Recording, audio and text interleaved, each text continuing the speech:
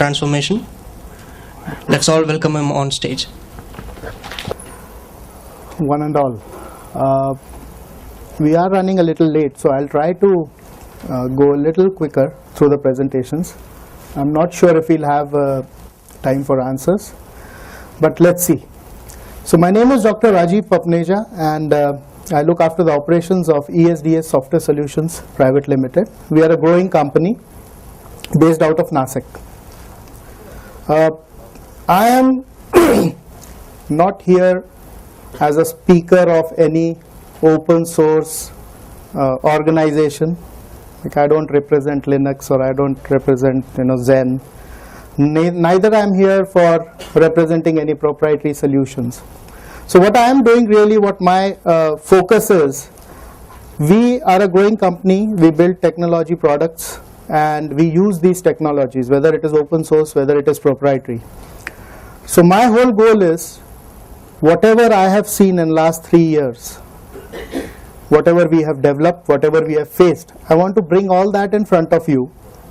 And then, just like you, I'm also one of you who wants to decide where is this open technology going, where is open source going, and is it really driving cloud transformation?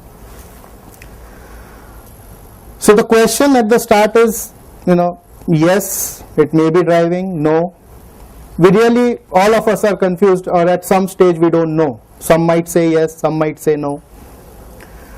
So I'll just give you a brief about our company. We started 8 years back. Some reason it's not supporting PowerPoint properly. But anyway, right now, as it stands today, after 8 years, we are a group of companies located in UK, US and India.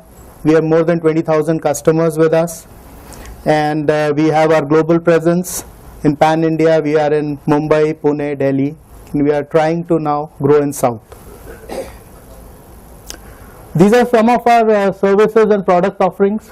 So we are basically a tier 3 data center, and all the flavors of classic data center that you could hear of, whether it was private servers, VPS, dedicated servers, email hosting, so we provide all those. As far as cloud hosting is concerned, we have built our own cloud. It is called Enlight Cloud, and it is built on open technology, Zen. We have used Zen kernel, we have customized it, we have used Citrix APIs, and we have built a very flexible billing model around it. And we take pride in being the first one to release an auto-scaling cloud. That was released 2.5 years back. We have filed patents for it. So this is a cloud which actually auto-scales based on your load. So you don't have to go on your control panel like any other cloud provider and ask for resources. And you are also billed not for what we allocate to you, because allocation we always keep extra for you for spikes. But we actually bill you on the exact usage that you do for every 5 minutes. And that could be to 3 decimal places like 1.245 GB of RAM or 0.345 CPU. So every 5 minutes we do that billing. So what we have tried to do is, it's a prepaid model like mobile, and what we have tried to bring is a true utility model like electricity. So for electricity, you don't have to go every month and go in some control panel and say, this month is Diwali, I'll need little X voltage more or kW more. It's basically how much you use, you pay. So that is exactly what we have built around Zen kernel and customized using Citrix APIs. Some of our products, and all these products are on open source.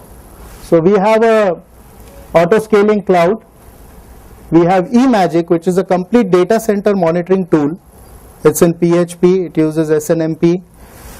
We have vulnerability scanner. Since Gartner is now predicting that with bring your own devices becoming popular, what is going to happen is more than 25% increase you will see in vulnerability and malwares and trojans. So we have our own MTV scanner that we have developed, and of course we have a cheap solution for SMEs and SMBs of storage. So a storage that would roughly cost you around 10 lakhs if you go for a branded storage is something that we have taken the Dell R610s and we have customized it, we have written our own software, and we give you at half the price. Now let's see the cloud layers before we move forward. So when I look at it from the data center perspective, from the IaaS perspective, at the infrastructure level, there is a data center, there is a networking layer, which is generally, Cisco's are there, there's Hitachi. We have servers from IBM, Dell, HP, and there's a virtualization layer, which can be VMware, which can be Hyper-V, which can be KVM. So this constitutes your infrastructure as a service. On top of this, you basically make virtual machines on which you put operating systems, which could be Windows, which could be Linux, which could be different flavors of Windows and Linux, could be Ubuntu.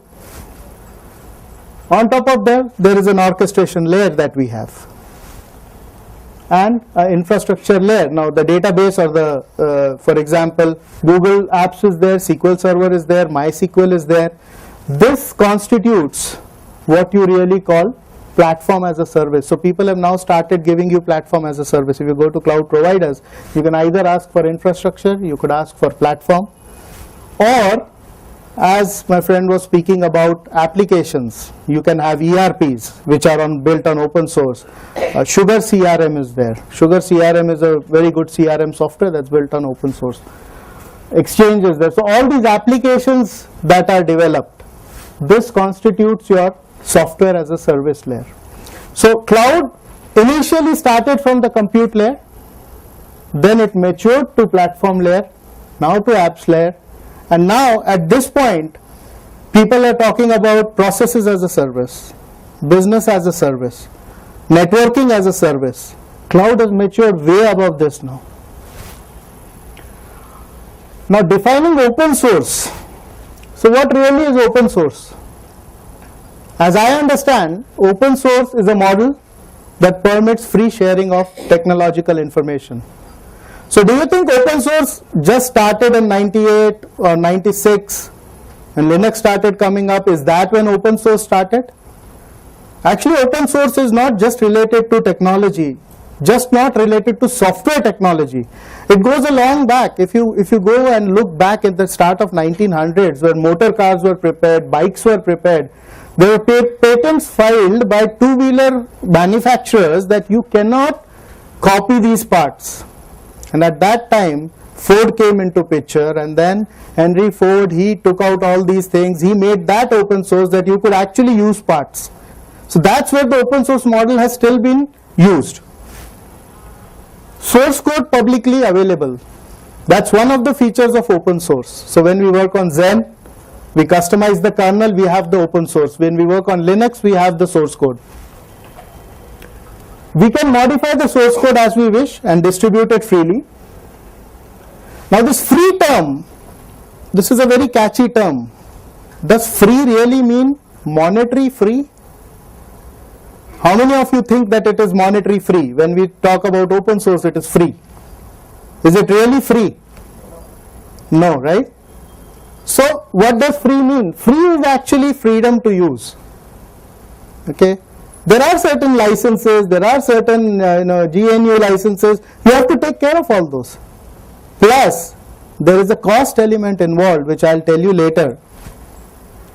Now, what is happening today in the world is, so there are these IT heads who are moving towards open source with full speed. Some of them has accepted it, some of them, they are just chanting, yes, this is good for me. Every time I go to these summits, and every time these IT heads hear and they say, yes, this is perfect. We are going to have open source in our enterprise. But others, what they are doing, who have gone a step ahead, what they are doing right now is, so it's a classic cartoon that I got. So there's this guy who says, I hate Microsoft, so I want to go into open source, and his colleague is saying, okay, yeah, that's right, let's just use Mozilla Firefox instead of IEs, and let's use Thunderbird instead of Outlook. But at the base, what they are not seeing is that they're still talking on XP machines. So what is really open source? Is this an open source model? Now, free, how do you define that term freedom? For me, open source is providing me freedom of choice. So it is taking away all the challenges of proprietary system. That is what open source is providing to me. It provides the power to control source code. Now what happens with the proprietary systems? Any upgrade that comes up, either you have to buy the upgrade or you have to buy the licenses. Whether you like it or not, you have to spend to get those. Here, it is all in your hands, whether you want to upgrade the source code right now, how necessary it is. Do you want to do that spending right now, or can it wait? It empowers to choose your preferred vendor for support. So, if I've got something from IBM, I don't have to stick with IBM for support. I might actually not like the support from them. Maybe I need another vendor. Maybe a vendor who I get along with nicely. I need support from him and he can support. So that's what open source is. That's where when Linux came, Red Hat Linux was introduced. Red Hat started supporting.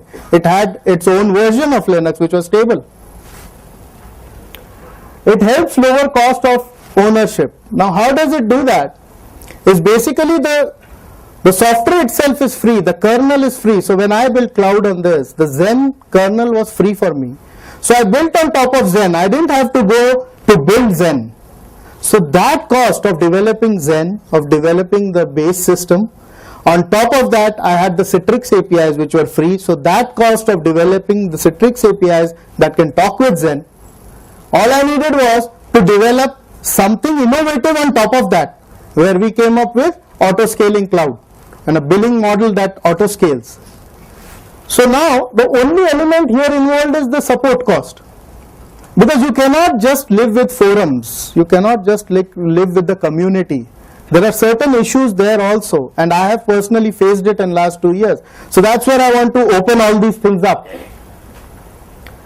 Now, there are community of developers. This is a plus point, and all of these have diverse experiences. So they come from different backgrounds. Like my friend came from Sybase. He was working in 98 for Sybase. Now he works for Linux. So he has a diverse background. And similarly, when you have a community, one of the things is that people think from different angles, which helps in making a quality product. And also, it helps at the security layer. Because different people have different requirements, and due to those different requirements, they will look at that product from different angles of security. So it helps to create the code more secure. It eliminates the business continuity risks, even if the vendor closes the shop. So this is something like what happens if Sybase goes out of business because it just did not accept the cloud. So who supports now the people who had bought Sybase? Now what if it was open source? I could actually have community of developers who I could hire. If not to continue with Sybase, at least I could have ported it to some other database. So a classic example is Android. If you see, there's a community of developers, and how many applications have come up on Android. It took away BlackBerry, took away Nokia. Why is it becoming so much famous? Why is it going above Symbian and above all these things? Because they couldn't keep up with the innovation, because they tried to keep everything closed, while this opened up everything. And now you have hundreds of applications, and 90% of the people sitting here, either they are using Android in some way, shape or form. Now the true hypervisors, which I actually call them true open source, is KVM and Zen. They have helped major service providers to come up with these unique cloud models, and we are one of them. So we use Zen, Citrix APIs to come up with an auto-scaling cloud. Now as I go back and I think we are a growing company, if Zen was not free, if Citrix was not free, would I have actually bought VMware and tried to build a model of auto-scaling? Would I have come up with an innovation which is patent pending today in all continents? No. Since it was free, some people at my research, kids wanted to play around, they were just passed out from colleges, graduated from colleges, and they came up with this beautiful model which is now patent pending. It helps reduce development and maintenance cost. As I told you that we had the base ready, we had the Zen kernel ready, we had the Citrix ready. All we did was build on top of that. It assists in attracting top talents virtually. So now I don't have to hire people. There are top brains outside who are working. They are a part of community, and you shoot out your requirements, and there will be some brain who will reply to you, and maybe that brain is more efficient than the brain you have inside. It also enables us and other brains to influence the project. So when we are talking about a proprietary system, so if I am talking about Windows and there is a team of Windows, so I was just sitting with Mr. Srinivasan from Windows team, and he was telling me about all they are doing, and he is working with Linux team so that Hyper-V can support Linux now. But still it is a team that is already in Microsoft. What happens here is that people are all around the continents and they all have different business models, and all these new ideas that come up together, they tend to steer the project in a direction that the world wants, not something that you feel the world wants. And of course, interoperability is where the world is moving. Finally, what is going to happen is, what I am seeing in the cloud industry is, public cloud took everything.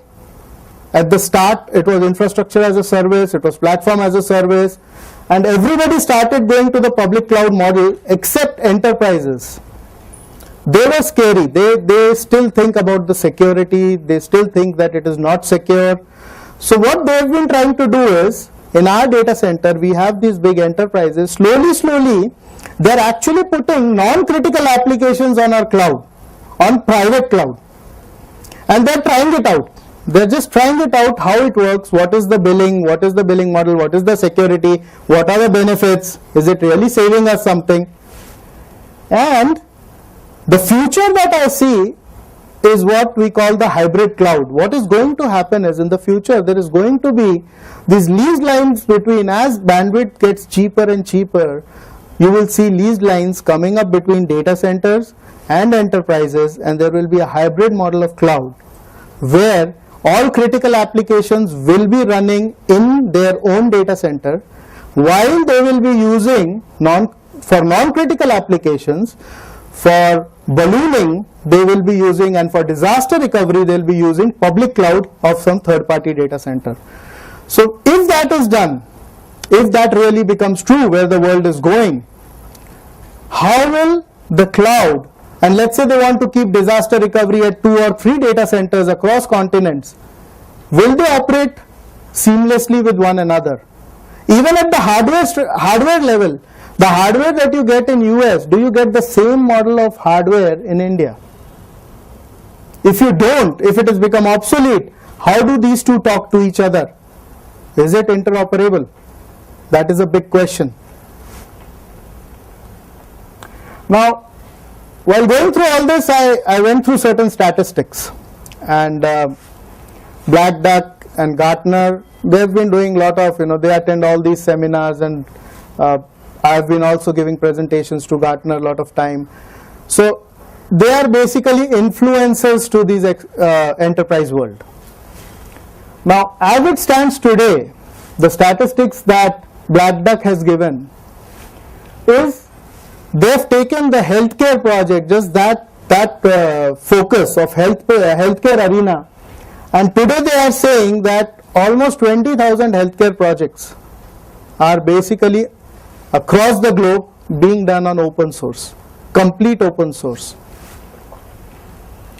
And their statement is that we have evolved from 2008, we have evolved. 26% of people believed that in next 5 years what is going to happen, world will go to open source, 50% of softwares will be open source. And today, after you see all these summits and so many people involved in open source development, so many new products coming up, and companies like Microsoft and IBM all are supporting open source, so that even Hyper-V, it's not only running Windows, it will also support Linux now. So when the model is going towards that, people today are believing, from 28%, the belief has shifted to 62%. And these are basically the vendors, the CIOs, the CEOs of companies. And they are saying that in next 5 years, you will see more than 50% will be open source. The growth of APIs, if you see, I was just talking that innovation, how do I define innovation? For me, based on all our products that we have developed, innovation can be stated as open source system plus a set of APIs helps me to innovate. So I had an open source system Zen, I had a set of APIs from Citrix which I could use to talk to Zen, and I could innovate an auto scaling cloud. IBM PureFlex has come up with many models. Now IBM PureFlex is still not supporting Zen though, but when I was talking with Srinivasan from Microsoft, he's already said that with Hyper-V now they are going to support Linux flavors. So as a data center, for me I don't have to keep two versions of cloud, one that runs on Linux and a separate one for Hyper-V or window based. So with one software I am able to take care of all the requirements, because if I lose on Windows, even though yes community is going on Linux, even today 70% of the enterprises are running Windows that are hosted with us.